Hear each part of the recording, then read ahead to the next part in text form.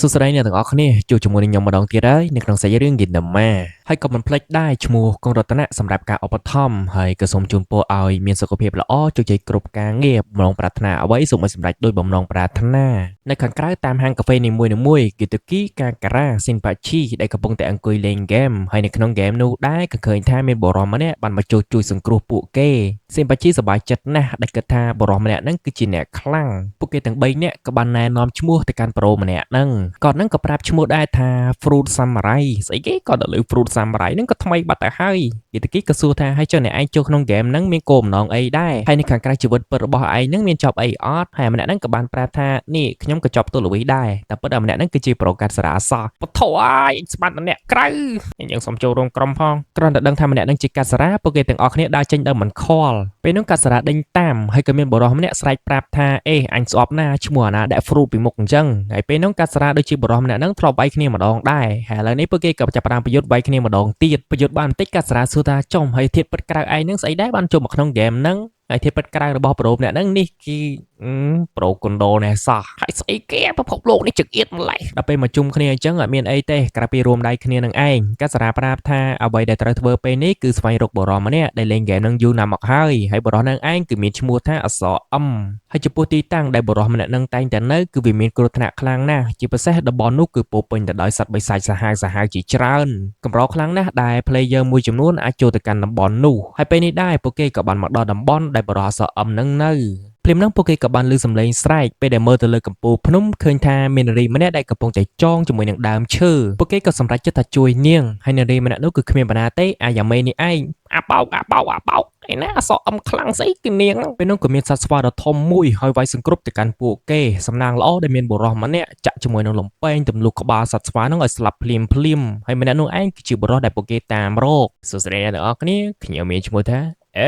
ាគ្រប់ទីតាំងឬក៏អ្វីៗដែលនៅក្នុងហ្គេមនេះទាំងអស់គឺគាត់សុទ្ធតែដឹងមិនបាច់ពួកនឹងនិយាយក៏ដឹងដែរថាមូលហេតុដែលអ្នកទាំងអស់គ្នាចូលហ្គេមហ្នឹងនោះគឺដោយសារតែមានចប់អ្វីមួយនៅខ្លួនបច្ចុប្បន្នហ្នឹងឯងហើយពួកគេចូលមកទីនេះដើម្បីស្វែងរកអ្វីដែលនៅក្នុងហ្គេមហ្នឹងហើយពេលនេះដែរហ្នឹងក៏បាននាំពួកគេមកដល់ទីតាំងមួយហើយទីតាំងនេះឯងគឺជាអ្វីៗគ្រប់យ៉ាងដែលពួកគេត្រូវការតែវាមិនស្រួលទេនៅក្នុងរុងហ្នឹងគឺមានបិសាចដ៏ធំមួយហើយវាគឺជាឧបសគ្គដែលមិនអាចចូលទៅក្នុងហ្នឹងបានដោយម្នាក់ឯងគាត់តែងតែរងចាំអ្នកក្លាហានឬក៏ player ជាច្រើនមករួមដៃសហការជាមួយគាត់ដើម្បីចូលទៅក្នុងឃ្លាំងមួយហ្នឹងហើយចំពោះជីវិតផ្ទាល់របស់បុរសម្នាក់ហ្នឹងនេះគឺប្រូតៃសូនេះឯងងាប់ហើយអាប៉ៃអត់ការងារធ្វើទេអើយគ្មានសង្ឃឹមអីថាបានឈ្នះទេយេតាគីក៏បានប្រាប់ថាណែក៏មើងងាយប្រូតៃសូទោះបីជាជីវិតក្រៅរបស់គាត់ណាมันមានការងារធ្វើក៏ពិតមែនប៉ុន្តែគាត់អាចមានពេលទំនេរដើម្បីសិក្សាស្រាវជ្រាវពីភូមិសាស្ត្រហ្គេមក្នុងនឹងបានច្បាស់ណាយើងគួរទៅទុកចិត្តគាត់ទៅភ្លាមនឹងក៏ឃើញថាមានដានជើពួកអេលៀន2ដើរចូលមកកាន់ទីនឹងដែរពួកគេក៏បានរត់ពួនចាំមើលជាពិសេសណាពួកគេមានកម្រងមួយគឺចង់ចូលទៅរាប់អានអ្នកទាំងពីរហ្នឹងមូលហេតុដែលចង់រាប់អានបើសិនបើពួកគេស្គាល់អ្នកទាំងពីរហ្នឹងនៅក្នុងហ្គេមច្បាស់នោះពួកគេអាចនឹងណាត់ជួបអ្នកទាំងពីរហ្នឹងនៅខាងក្រៅ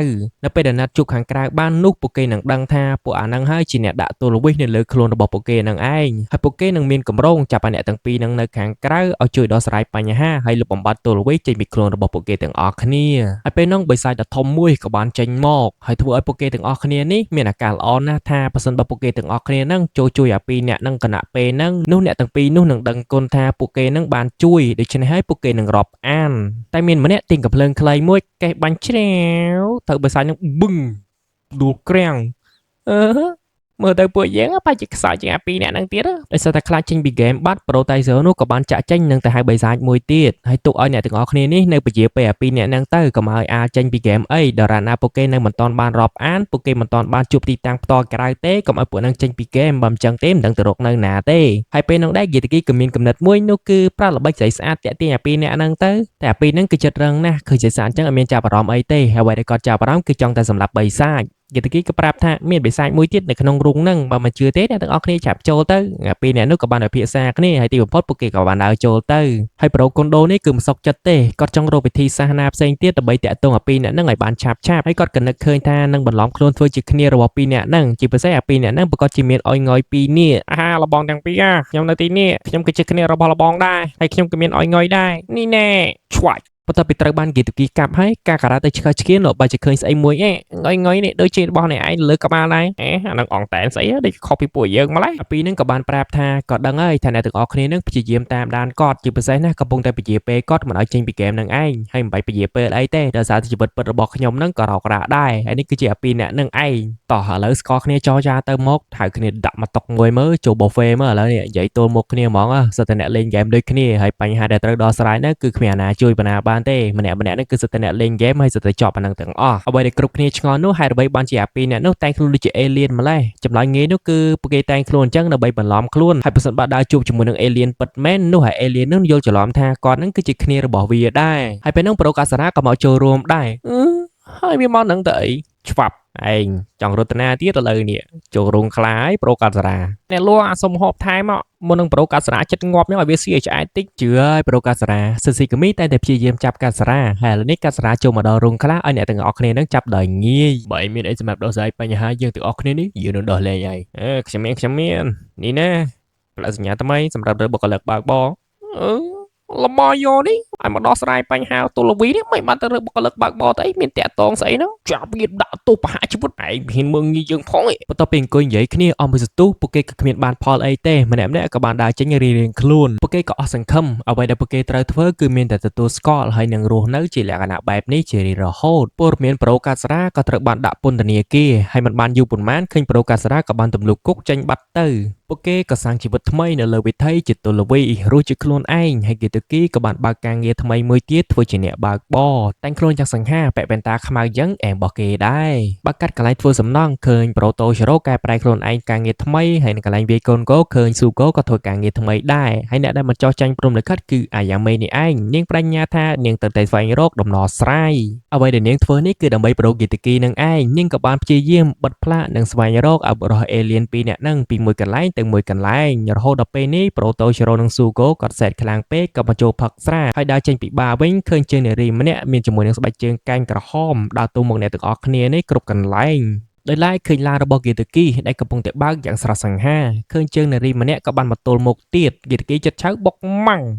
ឯងចង់ខ្លាំងស្អីធ្វើលយម៉េះហើយម្នាក់នោះគឺជាអាយ៉ាមេនឹងឯងអាយ៉ាមេមកទីនេះគាត់ប្រាប់ថាគាត់ដឹងទីតាំងពួកអេលៀនពីរនាក់នោះហើយសូមគីតូគីបើកទៅកាន់ទីតាំងនោះទៅតែគីតូគីគឺគាត់មិនស្ដាប់អ្វីទេគាត់ថាគាត់ជប់តាមដានតែពីរនាក់ហ្នឹងហើយគាត់ពេលនេះគឺរស់ជាខ្លួនឯងស្អីក៏ស្អីទៅឆាប់ចេញពាក្យជឿហ្មងនិយាយថងក្នុងរឿងហ្នឹងអាយ៉ាមេទោះបីជាគីតូគីធ្វើបាបយ៉ាងណាក៏នៅតែស្រឡាញ់គីតូគីមែនអើយមកថាមិនទៅកន្លែងអាយ៉ាមេប្រាប់ទេក៏ប៉ុន្តែបន្ទាប់ពីចេញហ្នឹងទៅគីតូគីក៏បន់សម្ដៅឡានយ៉ាងលឿនទៅទីតាំងនោះហើយទីតាំងនេះកំពុងតែប្រេះផ្ទះជាពីរនិងបង្ហាញជាមួយនឹងយានមួយដែលកំពុងតែហោះឡើងហើយនៅក្នុងយានហ្នឹងឃើញពួកអេលៀនពីរហ្នឹងក៏ពិតមែនស្របពេលហ្នឹងឃើញឡានគីតូគីកំពុងតែសម្ដៅមកកាន់យានហ្នឹងតែល្មមពួកគេចុចកងតាក់មួយឲ្យយានដំណើរការតែត្រូវបានមានបញ្ហាដោយសារតែប្រូពីរនាក់នេះកំពុងតែស្វានឆ្កឹះឆ្កៀលហើយពួកគេក៏បានយាកណ្ដុងកំភ្លើងបាញ់ទៅកាន់គីតូគីតែកណ្ដុងកំភ្លើងនោះក៏បានដាច់បាក់ដោយសារតែប្រូពីរអ្នកនេះទៀតហើយឡានគីតូគីក៏បានសម្ដៅយ៉ាងលឿនមកបុកជាមួយនឹងយាននឹងម៉ាំងពេលហ្នឹងអ្នកទាំង3នោះក៏បានស្ទុះចូលរុនដែលពួកគេបុកទម្លាយនោះហើយចូលមកភ្ជង់កទៅកាន់អ្នកទាំងពីរហ្នឹងហើយយាននេះក៏មិនទាន់ជប់ដំណើរការដែរក៏បានហោះស្លាប់ចាក់នៅខាងលើហ្នឹងដើម្បីបញ្ចប់យាននឹងបានលូត្រាតែបិទម៉ាស៊ីនកូននោះហើយដើម្បីបិទម៉ាស៊ីនកូននឹងបានតើតែមានសោពិសេសបើមើលតាមរូបរាងហ្នឹងអាហ្នឹងដូចជាត្រូវនឹងសោពិសេសរបស់ខ្ញុំកុំប្រាប់ថាដៅអញហ្នឹងហើយចាំការទៀតបើកមកណែសោពិសេសរបស់គីតូគីចាច់អូហាត់ត្រិតក៏ពិតជាខ្លាំងមែនម៉ែបវលគីតូគីប្រហែល10000ជុំពេលហ្នឹងក៏បានផ្ទុះទាំងវ៉ាវអស្ចារ្យហើយបន្ទាប់ពីសម្រាប់ពួកហ្នឹងហើយបញ្ហាទូលវីហ្នឹងក៏បានដោះស្រាយដោយជាស្ថាពរ